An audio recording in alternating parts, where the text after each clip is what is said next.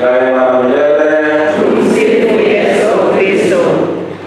Kwanza ni shukrani kwa Baba Askofu Mark Kalima kwa kubalia sisi kusoma misa hii pamoja na wanamoyo kwa jimbo, tukiwa pamoja na wenzangu mapadri ambao wako hapa.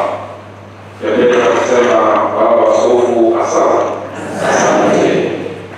Na ya pili ni kushukuru kiongozi chape ya moyo ambaye ni Father Melkisedek Wafula, baba paroko wa St. Peter's Ndali, kwa kukaa na viongozi na wanamoyo kukubali kwamba tuwe na sherehe kama hizi kila mwaka kuwaombea mapadri wetu ambao wamehudumia, ambao wamefanyia kazi.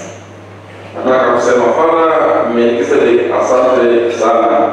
Thank you so much for that initiative. Na pia wenyeji hapa Father Simon na mwenzake ambao wanalinda haya makaburi. Nataka kusema asante kwa kuhofu sisi kwa hapa kwa hii misa ya kusomea mapadri wenzetu. Nataka kusema asante, thank you so much. And also ndugu zangu mapadri ambao wamejumuika na sisi hapa, nataka kusema asante. Watu wa Mungu, hii dunia ni mfuriko. Hii dunia ni wakati? Ni mfuriko. 25 years ago, nilikuwa hapa. Nilikuwa na baro.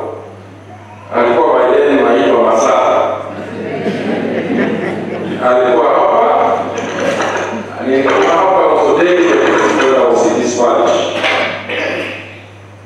Na mwaka huu nasherehekea miaka 25. Na ninarudi hapa kusoma misa kwa style.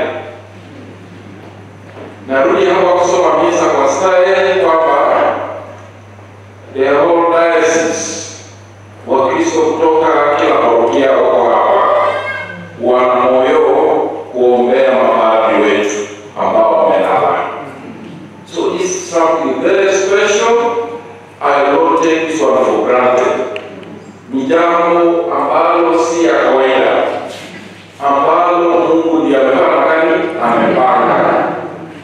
Na nikisimama hapa, ndugu zangu, upadri ni nini?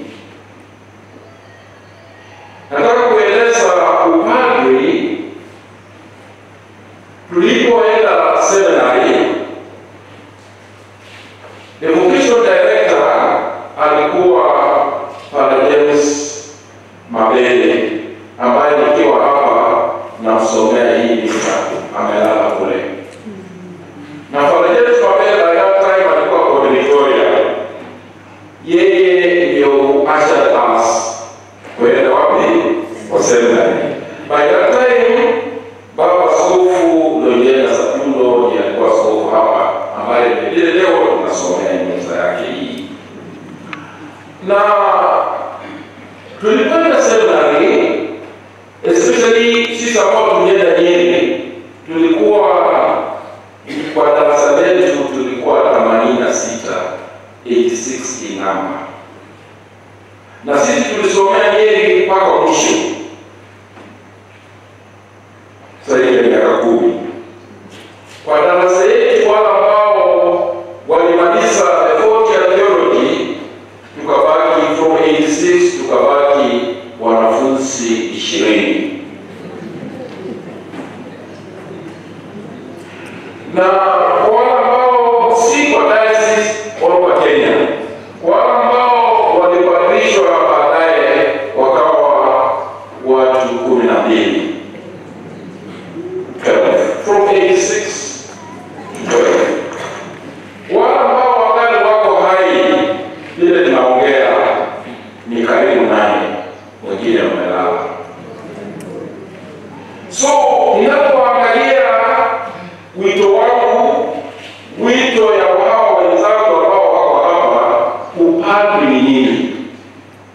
mwito kutoka kwa Mungu.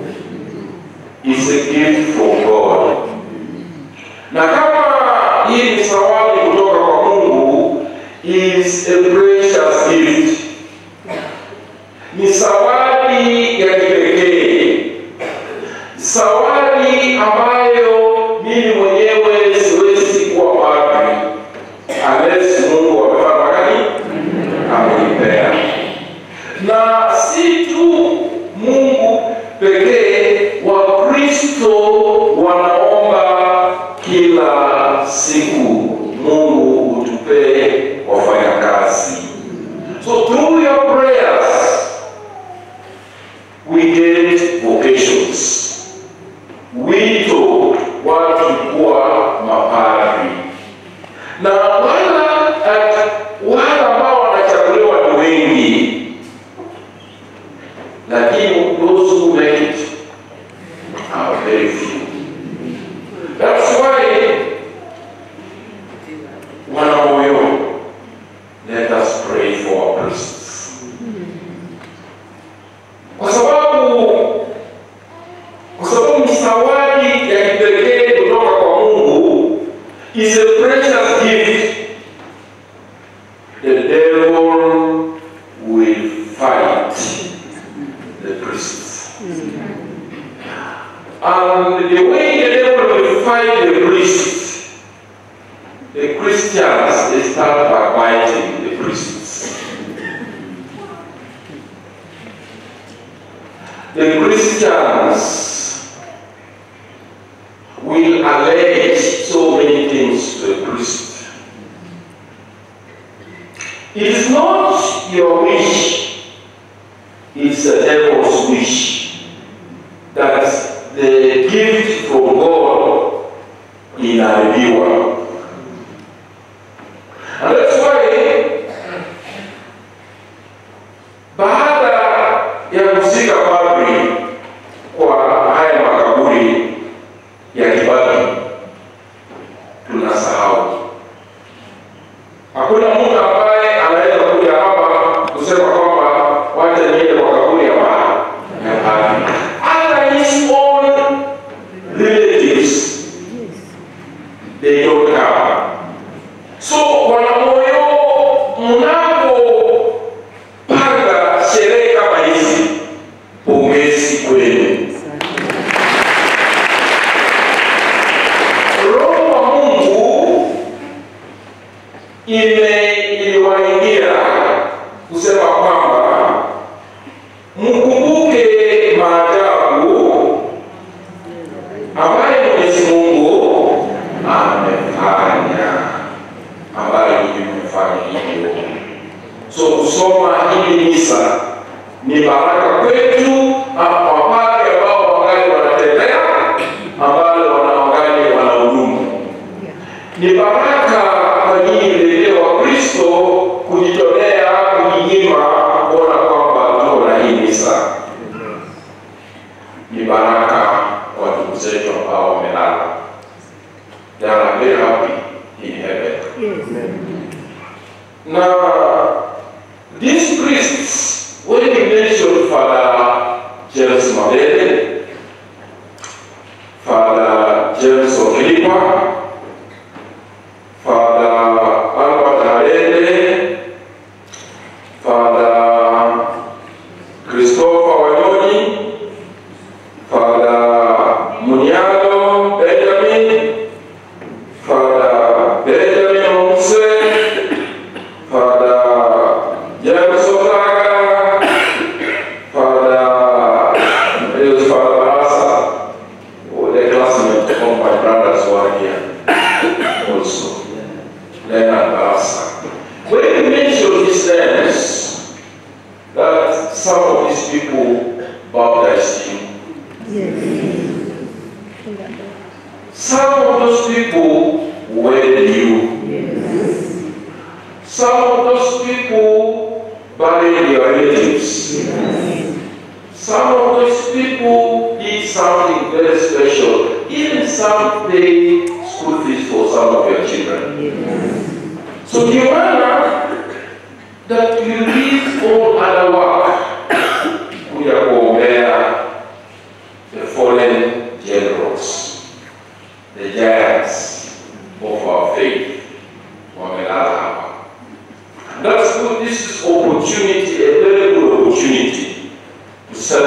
together. Tumesikia katika somo la kwanza, if you have just taken the readings of the day, that the stone which the builders rejected has become the cornerstone. What reading? The stone which the builders rejected has become what? The cornerstone. Ukiangalia somo la kwanza, tunaambiwa juu ya Yusufu. Yusufu alikuwa na baraka tele. Aliteuliwa na Mungu. Mungu alionyesha anaenda kuwa mtu wa aina gani. And because of NAB, ndugu zake waliinuka kupiga ndugu yao vita. I want also to stand here that even you, when you are gifted, there is something very special in you. People are going to fight you. That home where you come from, hiyo home ambayo umetoka, na kuna baraka, kuna nyota kwa hiyo homa, vita itakuwepo. So that's why Joseph, ndugu zake wenyewe walipiga vita na walikuwa wanataka kumuua, na kati yao kulikuwa na mmoja ambaye alisema si vizuri sisi kumwaga damu ya mmoja wetu. But you know, katika kazi ya Mungu, padri, kuna wale ambao wanapangia padri mabaya, na kati ya wale ambao wanapangia padri mabaya, mmoja wao anakuja kusema hapana, hii ni zawadi kutoka kwa Mungu, hatuwezi kufanya hivyo. Instead ya kumuua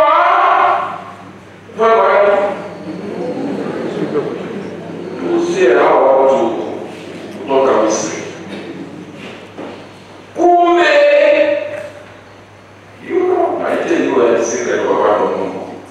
Sometimes we refuse a priest, we request the bishop to transfer the priest, but where he goes, he is going to be more, he's going to thrive. Atakuwa na kitu kikubwa kuliko vile alikuwa. So when you are sending this man to Egypt, you do not know he will become a prime minister in Egypt. You don't know. Mungu anajua. So let us be careful. Hata sisi nyumbani, ule mtoto ambaye unamchukia, huyu mtoto ambaye umemkataa, huyu mtoto ndio Mungu anafungulia, ndio anapata kazi, ndio anakutibu, ndio anakujengea nyumba, ndio anakuzika. That child. So Josefu, ndugu zake hawakujua kwamba ataenda, atakuwa mtu mkubwa, atakuja kuwasaidia hao baadaye. That's how life is. That's the life of a priest. Na ndio maana Yesu Kristo kilikuwa na wakati ambapo ilifika wakasema kwamba watu wengine wanasema amekuwa mwendazimu, wengine wakasema is Beelzebul, kiongozi wa nini? Mapepo wachafu. Wengine wakasema alisema atavunja ile hekalu na siku ya ngapi? Siku 3 atasimamisha. So Jesus, they looked all the reasons to persecute, to reject, to kill, but Mungu alikuwa pamoja naye. That's why learn from the life of Christ. Christ did everything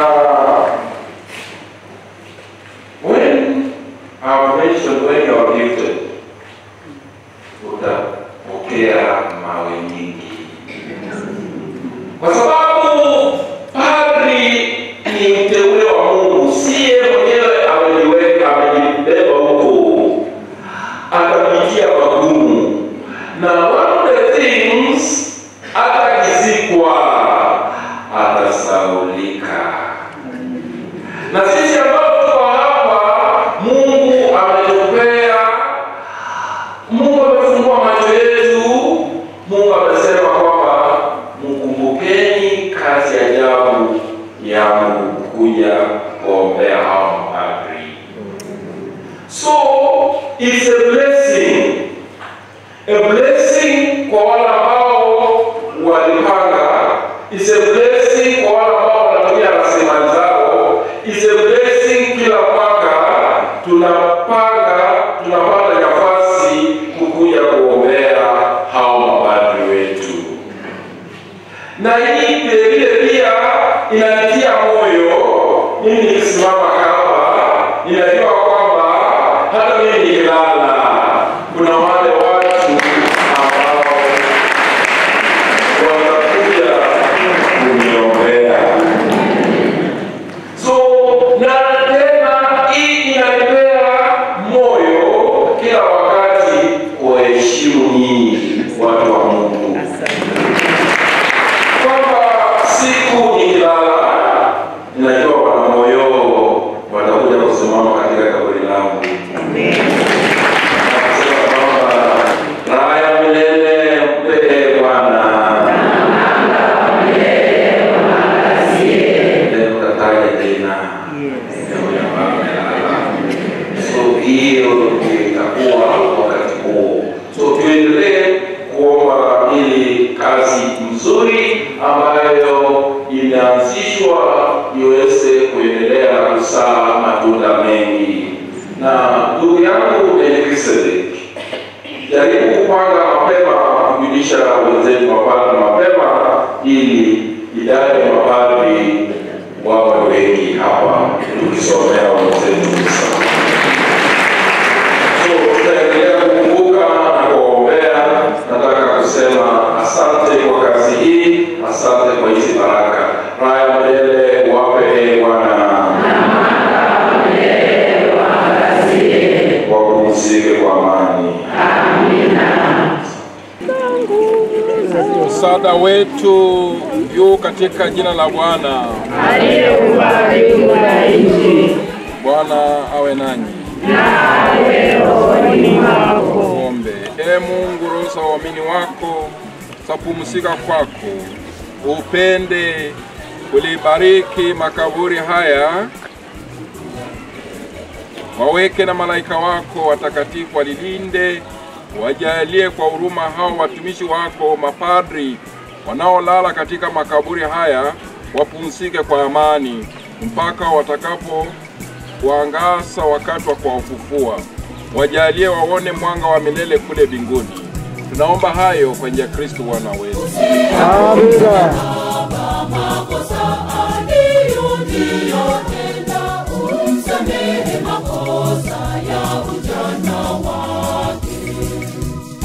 Usiyakumbuke Baba makosa aliyotenda, umsamehe makosa ya ujana wake. Ipokee roho ya mwanao, mpokee mtumishi wako, mpokee anakuja kwako, mpokee mtumishi wako. Enyi malaika wa mbinguni, mchukue mpeleke kwa Baba, mchukue mpeleke kwa Baba.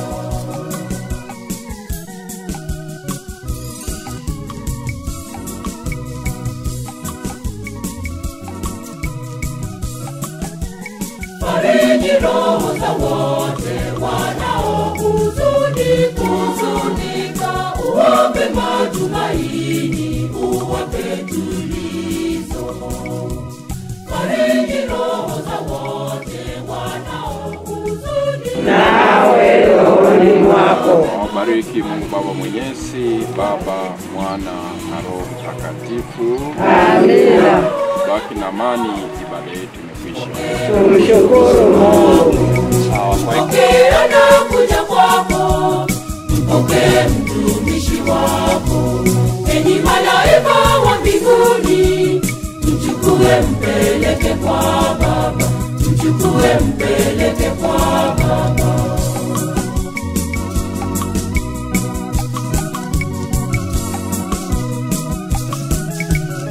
Bwana ungehesabu makosa ya wanadamu, ni nani angesimama mbele yako wewe?